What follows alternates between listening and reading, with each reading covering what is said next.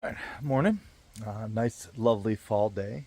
Yes, I think it's technically second weekend of October here in Western Pennsylvania, and so we got to get some of the late fall, kind of early winter prep done for certain things. Got to put the some of the start putting the garden to bed, get the chicken winter digs in order, um, and things like that. So one of the things for today is taking care of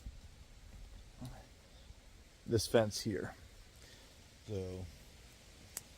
the fence runs up along the side there and down this whole length. As you can see, it's starting to bow in and down around the ground. It's kind of needs repulled and things like that. So we're also going to add a gate to the one end so we can make sure that we can kind of get in and out easier. When we're trying to bring compost out, bring leaves in, things like that. Potentially, actually able to get the tractor we use over there as another place for them to roost and kind of have a little bit more space in the wintertime. So, yeah, so we're going to kind of walk through that whole process and get started on that. And hope you enjoy. All right, welcome to our backyard today. We are doing a reset of our outdoor chicken run. During the summer, for the most part, our chickens are in a mobile chicken tractor moved throughout the backyard. When the weather starts to get really cold, we'll bring them into this stationary space. So first thing we're doing, we remove the electric fence along the outside and then taking the fence down, removing the posts. Over the past several years, the posts have just started to get kind of loose. The fence is starting to sag. So we just want to do a reset, re-pound those posts in, re-stretch the wire, just do a reset to make things easier for us going into the winter. So we took the posts out, took the fence down, and then we're kind of going 10 or 12 inches out in each direction, making the run just a little bit bigger.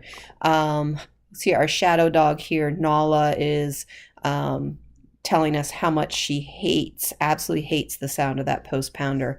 I can't imagine how loud that is to those German Shepherd ears of hers. You'll see her bring her ball to Luke, being like, "You throw the ball, do something else besides make that awful sound."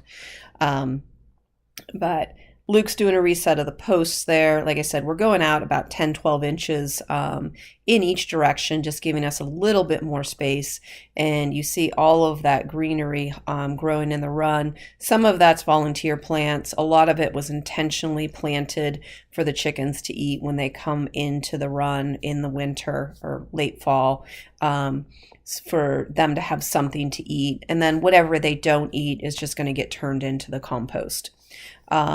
So over the years that we've been using this run, we cover the outdoor space with berry netting that's outside the tunnel to keep our aerial predators out. We have electric fence along the outside to help deter any possums, raccoons, those kind of things.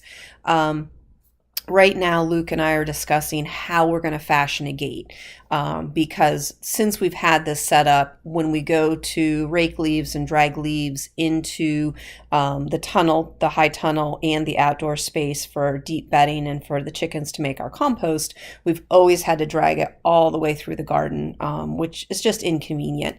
So we wanted an easier access point to bring the leaves for the deep bedding in, and also to get the finished compost out to top the garden beds this fall.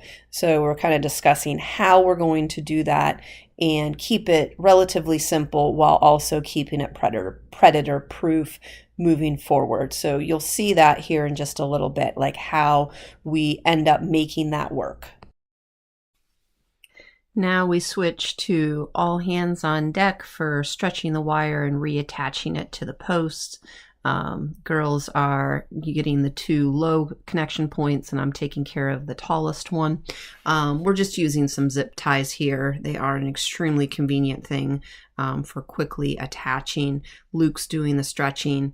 This is one of those things. I love having the girls involved with this, like helping with the project, having to pay attention to your task as well as those that are working around you, as to not get in the way, not step on your little sister, not get in your big sister's way. I just think good life skills with getting kids involved with gardening, homesteading, farming, anything in that realm is just good life skills and kind of just paying attention to what's going on around you and getting some skills with working with tools and paying attention and communicating and those kind of things.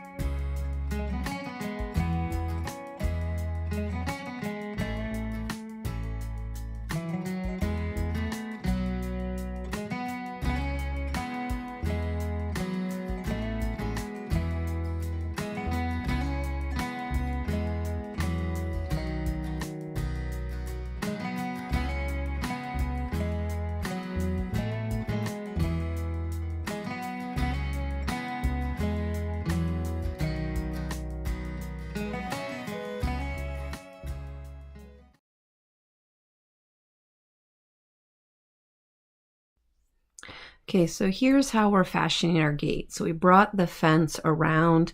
We put 2 tall posts right side beside each other, and we're just cutting the fence straight down.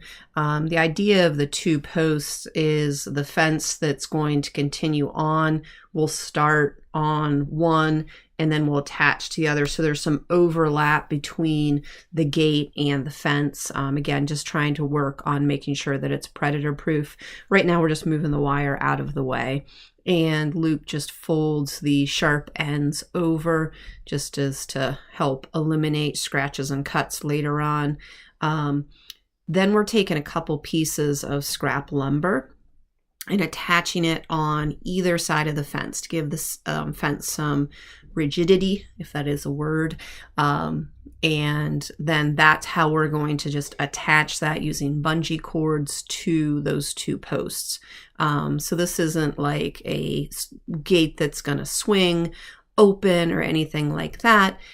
It's just a way to kind of move the wire out of the way, the welded wire out of the way, get compost out, bring leaves and the deep bedding in, but have a very simple way to open and close without needing a lot of new supplies or anything like that.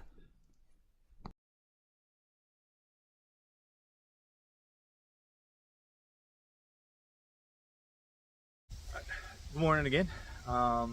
Yesterday we worked on fixing up the chicken run, which is right over here in this section for the winter time.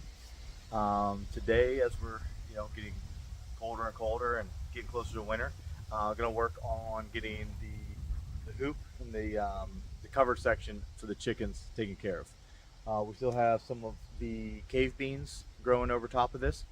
The plan today is to get some of the greenhouse plastic over top, which will keep the chickens covered and warm and dry in the wintertime. It'll also help dry out the cave beans. We get those planted, and then they'll kind of just leave the vines there over winter. It's not going to be that big of a deal. So we make sure that everything is ready for the chickens as we roll in the winter. Okay, so here Luke's moving our pallets over next to our cattle panel trellis. In the summer, when the chickens are in the stationary run, we use those to provide some shade for the chickens.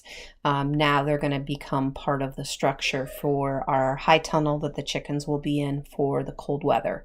Now he's putting a piece of channel, greenhouse channel maybe you would call it, on the pallets. This is what the wiggle wire is going to go in, holding the plastic to these pallets. They kind of provide a windbreak, and this was what holds the plastic on for us. Luke has some experience with having worked in greenhouses before. I would not have known how to do this if it weren't for him. So just with the greenhouse plastic, that channel and wiggle wire, it's very easy to convert that trellis to a space that's warm and comfortable and for the chickens for the winter. We have a video where we laid this out last year and kind of showed it a little more detailed. I was not available to film this day, so Luke was trying to do both things at once. So it's hard to get as many details when you don't have a second set of hands. But here he's just wiggling the wiggle wire into the channel. And that's just what holds that wire into place for the winter.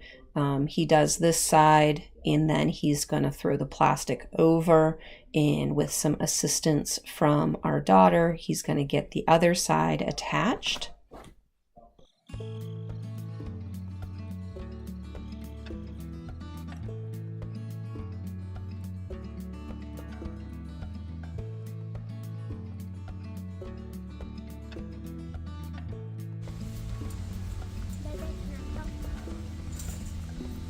Yep.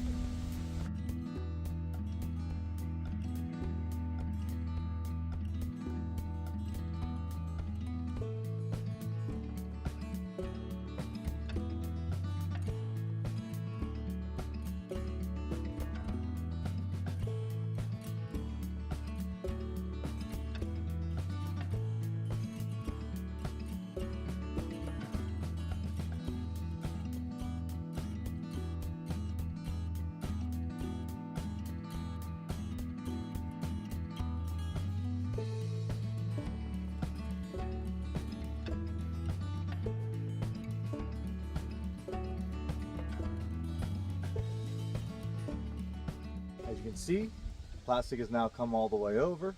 The wiggle wire across the bottom there. So for the most part, everything's locked in. There's a couple spots on the back side I need to throw some track into. And then once the chickens and everything get properly situated, we'll actually use some greenhouse tape to button up a couple spots.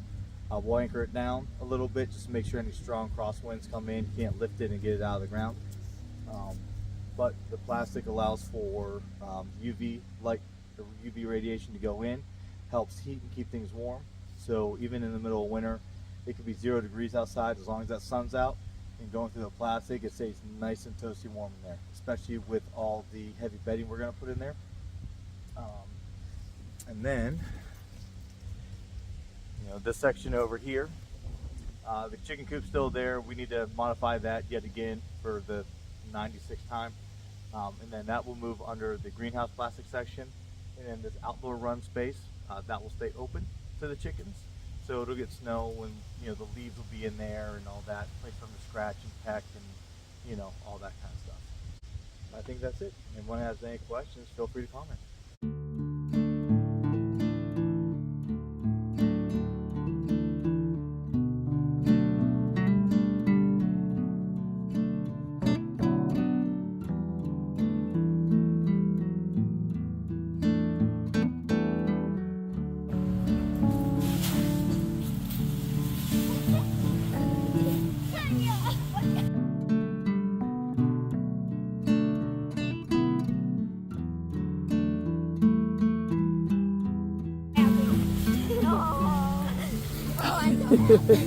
Oh my goodness. Oh my goodness. Come look.